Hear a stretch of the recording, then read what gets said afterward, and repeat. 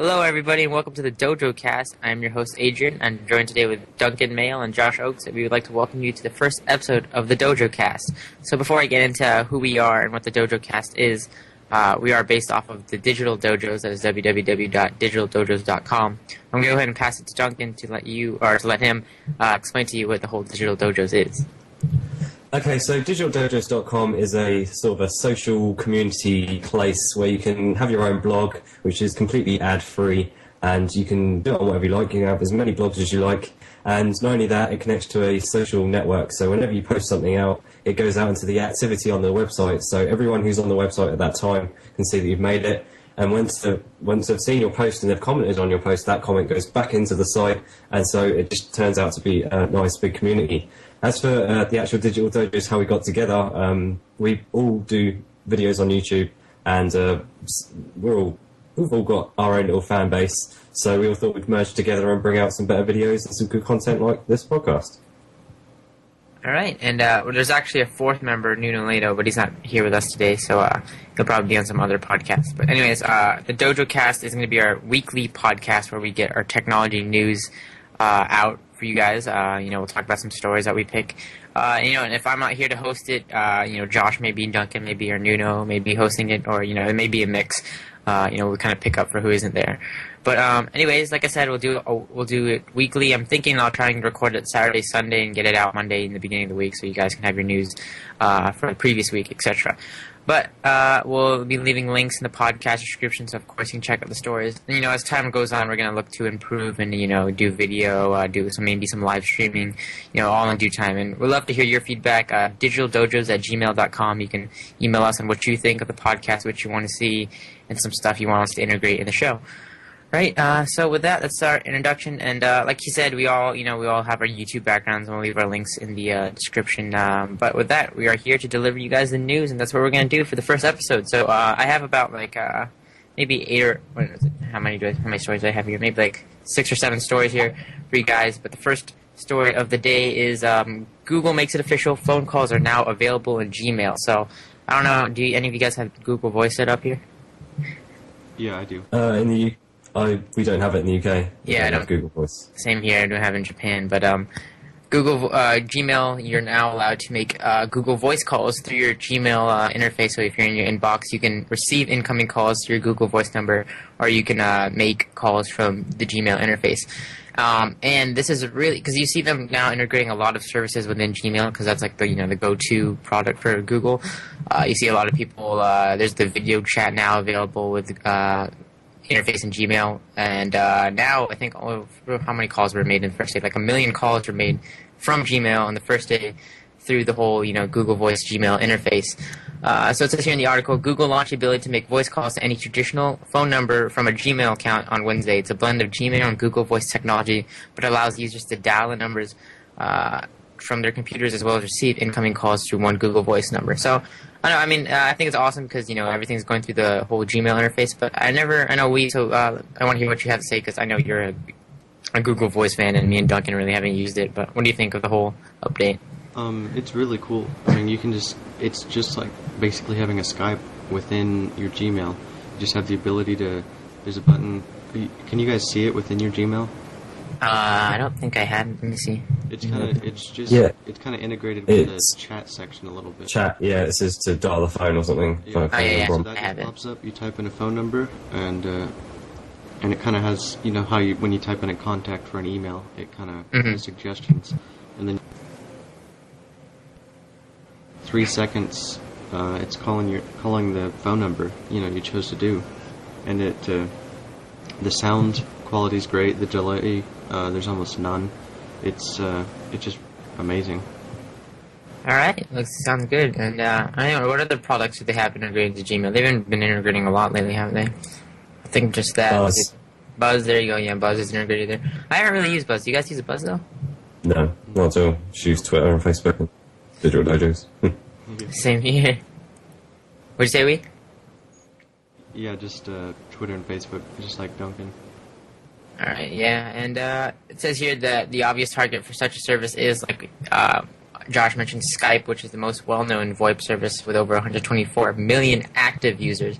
But now you can make, your Google Voice calls through Gmail. So it's gonna be popular. Just like like I said, 1 million calls in the first day. I'm sure it's only going to increase just because people don't have to go to another. There's not an extra step. You just go to your Gmail and you can make and receive calls. So it's a really good add-on for Gmail or an update. And with that, let's go to the next story here. So my next story of the day is actually had Notepad document go. Anybody have a Notepad document open? Because mine happened to disappear. It's the Facebook spam. LOL, is this you? All right, there you go. Spam spreading via Facebook. Yeah, Chat. so this is something I wanted to talk about just because this isn't just something that's on Facebook. This is something that you see on a lot of social networks. And I got a lot of friends who have this happen to them, which is basically you'll get that message. Either it's on Facebook chat, it's on MySpace message, or anything where a friend's account has been compromised because they clicked a link that said, hey, is this you? Or I saw this funny video of you on YouTube, and they click it. Either ask them to log into YouTube, ask them to log into Facebook. It looks like a login page that, to a website that you would normally log into. But the thing is, you're already logged in, so people think that, it logged me out, so I just have to go back in to view the video. They do that, and it gets your password, and then it'll send, sometimes, it'll go in and it'll kind of act like a bot, and it'll go through your chat, and it'll send IMs to your friends, it'll send messages to your friends, it'll post status updates. There's a whole bunch of stuff like this. There's stuff like on Facebook, there's the dislike button, there's a whole thing with that, but now there's this thing going around with the spam spreading via IM, and they say here on the article that Facebook on Friday afternoon is investigating what appeared to be a new spam scheme that results in users getting messages from Facebook over chat that has malicious links. And I don't know, have you guys ever had friends that have their account compromised on Facebook or anything like that? Well, I see a lot of what they call fraping, which I won't explain what it is, but yeah, I haven't used Facebook chat long enough to see anyone do this, but I know from other social networks, for example, MSN, people used to do that all the time. But it's just, it's what people target, it's what everyone's using, and people are stupid enough to click it. We wouldn't do that because we've been around on the internet long enough to know that if someone random suddenly starts talking to you and says, hey, I've got a picture of you, have a look at it, you're not really going to click it because, it's just spam. Definitely. Yeah, and I don't know, I see this not even through chat, I've seen it through statuses, people have statuses I have this really funny video of one of my friends or something like that, and then it probably has, a malicious link, or even if it asks you to log in again. And like Duncan said, we're kind of experienced enough to know that some of these messages you can kind of just tell because, it sounds like a robot, just kind of, how should I say it, it's computer generated, It just sounds really fake, but, some people still click on it. What about you, Josh? Have you ever seen anything like that? Not really on Facebook. Back in the day on MySpace, I saw a lot of it. When you get those friend requests from, a girl in a bikini or whatever, and you know who she is, and then sends out tons of links or whatever. Just on MySpace, it's the only place I've really seen it. Yeah. I've seen it. I don't know how they say it's a new scheme because I've kind of seen it. I've seen, like you said, I've seen it on MySpace. You've seen it on Twitter. It's been all over the place. I guess Facebook is just starting to hit through the Facebook chat interface. But that is, kind of a warning to you guys or any viewers out there. Just kind of be careful. And I'm sure a lot of you guys already know, not to click on links. But still, just a forewarning to pass along the word. Right, with that, let's go into the next story. Now, this is a big release, and it's about Netflix. Netflix for the iPhone has been released. I think we saw, what anybody remember? I think it was WWDC when they announced this, the keynote. They had a beta of it or whatever, but now Mashable made a poster with hands-on Netflix for the iPhone brings movies to the small screen.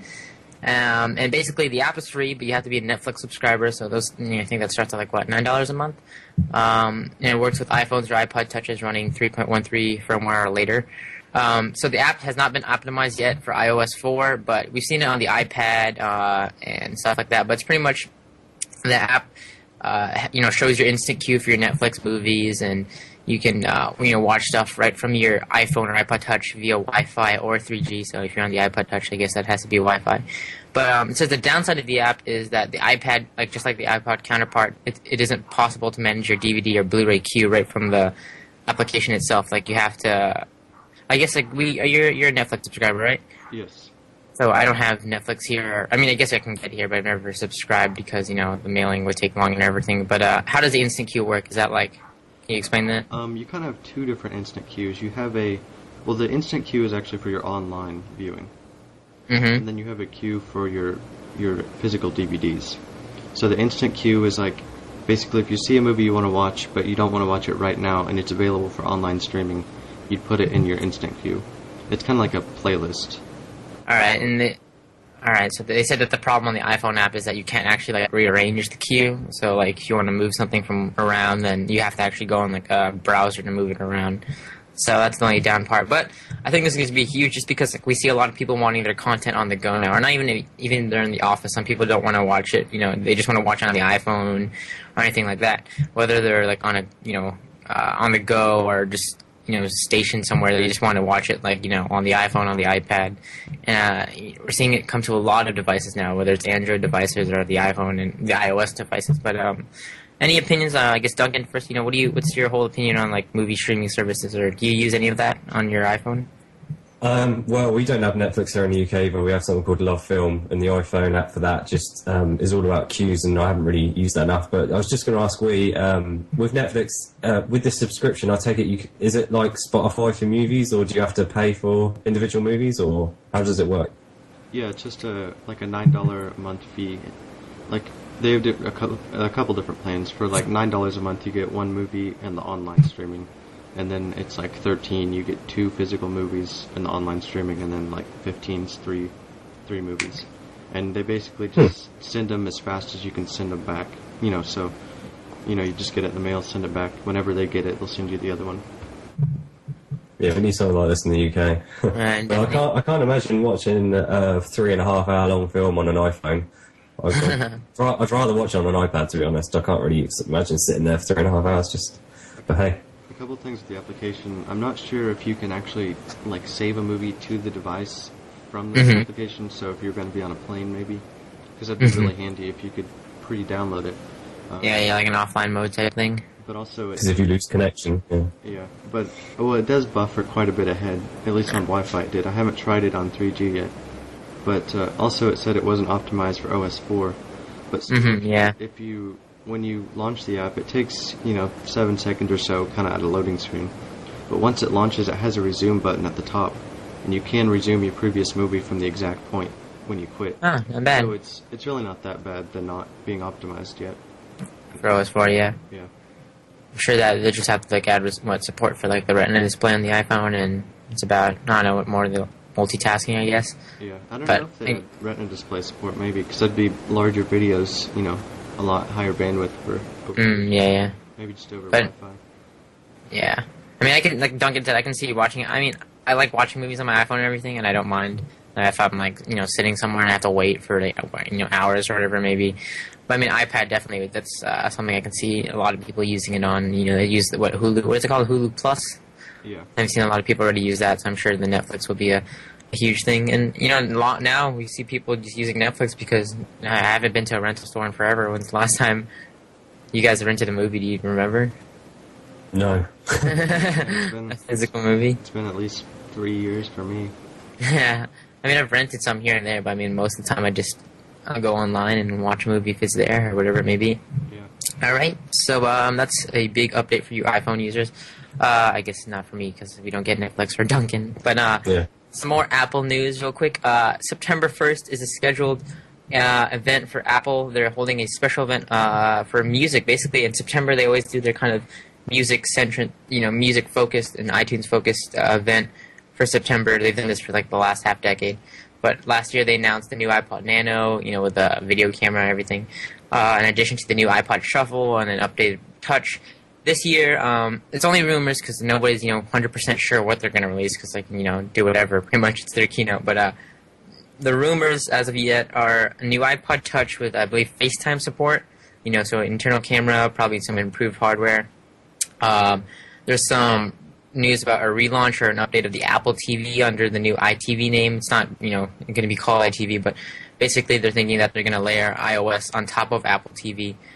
Which I think personally is going to be that's a device I've always wanted. The Apple TV is one of those underrated products, I think, and I think if they added the iOS on top of it, I think it'll be a really, really successful platform. But I think it's going to be really, really awesome. In terms of the iPod Touch, I was hoping that not only, I mean, I understand that they can't make it the same as the iPhone, they can't add a back camera, but I was hoping that they would get a back camera instead of a FaceTime camera. But I guess it kind of makes sense because FaceTime is only over Wi-Fi, and most iPod Touch users will be on Wi-Fi, so they can make video calls.